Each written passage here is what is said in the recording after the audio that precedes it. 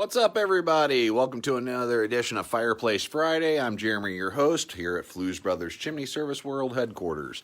It's about 10:30, so I'm a little late on this, but we were in a meeting with our web designer, advertising agency, Brandtastic. Look them up. I think they're in Orlando, Florida, but they do chimney sweep companies across the United States. I'm sure they do other trades too, so if you need really good web services, Brandtastic is the one we use. And good stuff. Hey, Tom, what's up? So what are we going to talk about today? Well, today in Kansas City, I'm going to have a seat here. I'm a little tired today. And weather's kind of bad out. So what we're going to talk about today is the weather's bad outside. In fact, the news always sends out all these, the sky is falling, and driving in today, it wasn't so bad. The road crews in Kansas City do a nice job of pre-treating the roads and everything, but all the concrete and sidewalks and stuff like that are obviously pretty icy. So we do have a few crews out today. We are keeping a very close eye, making sure that they're safe and making sure. But, the people appreciate when we're able to get to them. We do have some things that, safety things that we do, et cetera, et cetera. So hopefully everything's going off without a hitch. We've got some backup guys here at the office doing some work just in case. We're also trying to move around the schedule a little bit next week because we've got a lot of exterior work and it is supposed to be extremely cold. Like on Monday, it's supposed to be like 19 degrees, coldest day of the year, what have you. So what do we do when that happens? Well,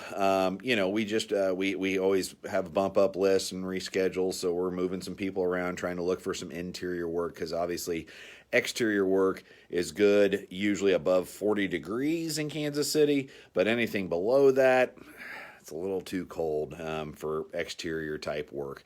So that's okay. We'll run service, what have you. So let's talk about our gas fireplace. Let's pretend that the weather gets even worse or something happens and we lose power.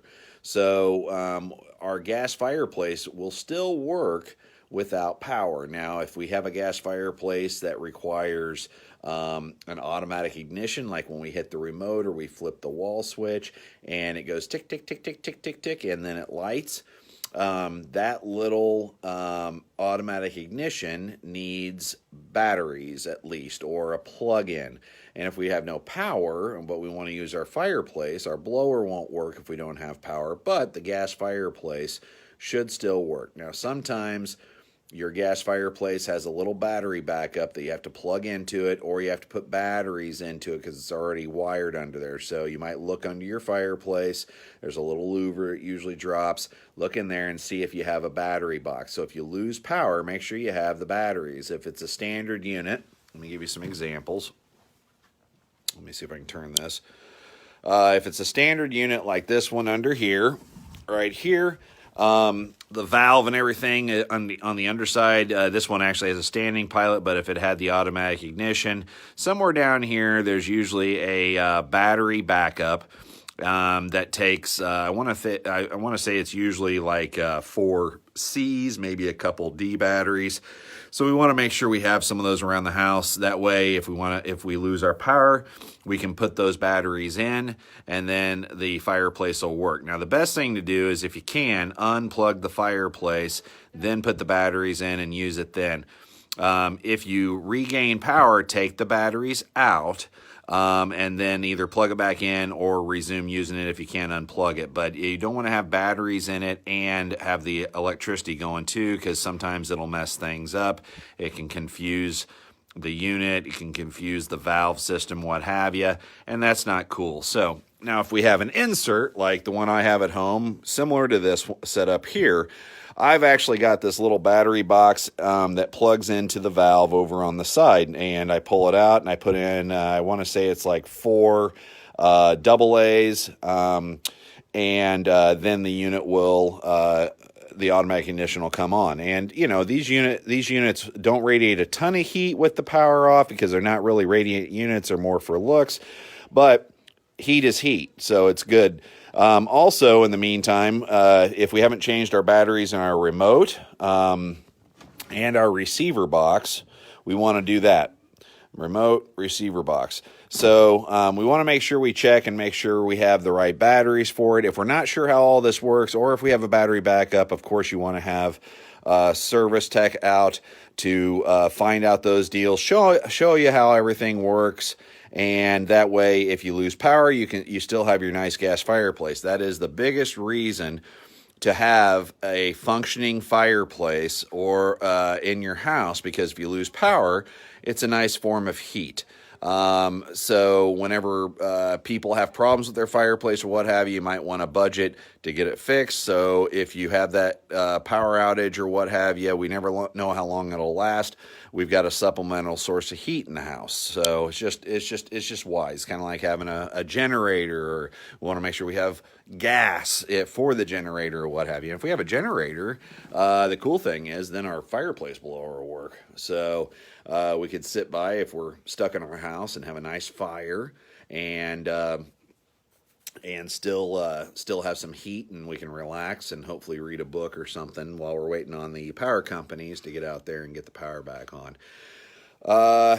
So another thing we want to remember too is if we don't have a gas fireplace and we have a open wood burning fireplace, if we have a damper system at the top of the chimney, like a top ceiling damper, we want to make sure we go ahead and open it up, get some hot air just from the room going through. So if we do lose power and we want to use the fireplace, our damper isn't stuck closed. Also, we're allowing hot air to get up so our chimney cap doesn't block.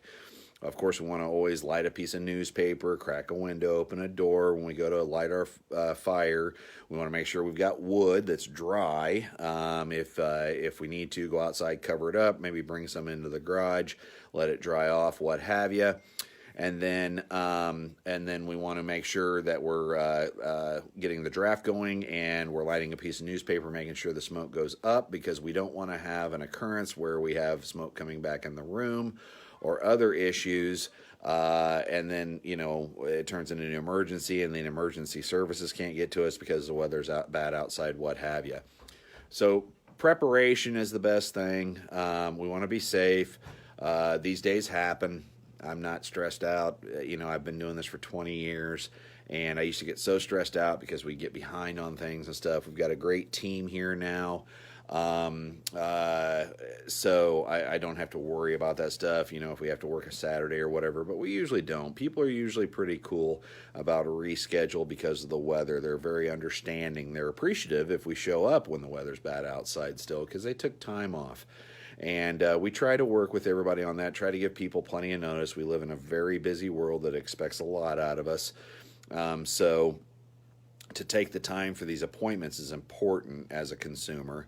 That way you get all your needs filled, and there's no disappointments with anything because maybe something that you had a concern about, you weren't there, and we're not mind readers.